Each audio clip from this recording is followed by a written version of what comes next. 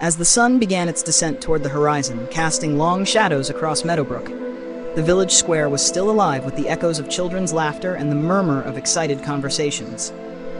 The old woman, now with only a few pieces of candy left, was approached by the village elder, a man named Eldrick. His presence was commanding, and his gray beard and wise eyes spoke of years of leadership and experience.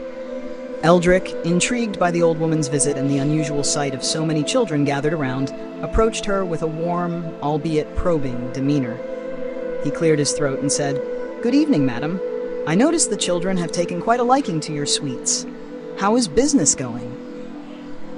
The old woman glanced at Eldrick, but quickly averted her gaze, her eyes flickering nervously.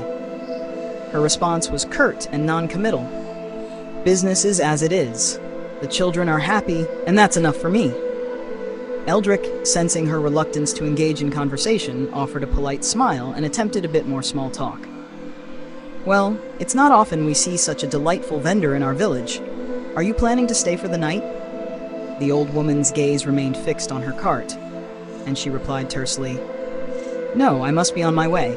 There's no need for me to stay longer."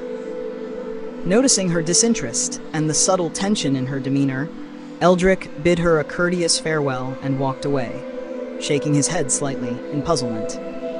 As the last of the candy was sold and the village square began to empty, a young man named Rafi approached the old woman. He was a friendly, outgoing soul who often helped out around the village. "Good evening, madam. It's getting late, and you're welcome to stay with us for the night if you need a place to rest." The old woman, her face shadowed by the setting sun, shook her head with an almost hasty urgency. "Thank you, but I prefer to leave now. I wouldn't want to trouble you." Before Rafi could offer further assistance, a local fisherman named Oren came forward, his weathered face marked by kindness. "I'm heading that way myself. I can offer you assistance on your journey if you need it." The old woman declined once again, her response even more insistent this time. "I appreciate the offer, but I wouldn't want to burden you. I must travel alone." As she began to gather her remaining belongings, Tariq, who had just finished his work at the blacksmith's shop, happened to be walking home. He saw the old woman preparing to leave and approached her with a friendly nod. "Good evening, madam," Tariq greeted her. "I hope you had a pleasant time in our village." The old woman looked at him briefly, her eyes reflecting a mix of gratitude and haste. "Good evening. I've sold all I needed to. I must go now."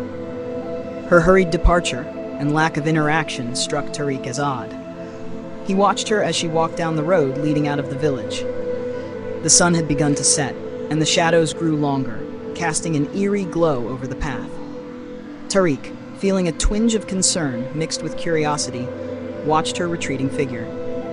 Just as Tariq turned his attention away to head toward the blacksmith's shop for a meal, a fellow smith's apprentice named Aaron called out to him. "Tariq, it's time for dinner. Come and join us."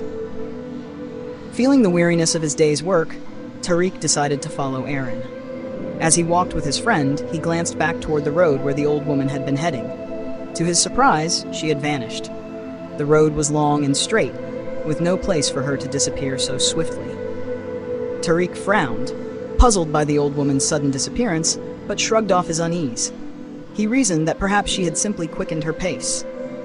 Fatigued from a long day at the smithy, he let the matter slide and joined Aaron for a hearty meal. Yet as Tariq enjoyed his meal, a lingering thought gnawed at the back of his mind. The old woman's odd behavior and sudden vanishing act troubled him, but exhaustion soon overtook his curiosity. He pushed aside his unease and focused on the comforting warmth of the food and the camaraderie of his fellow apprentices.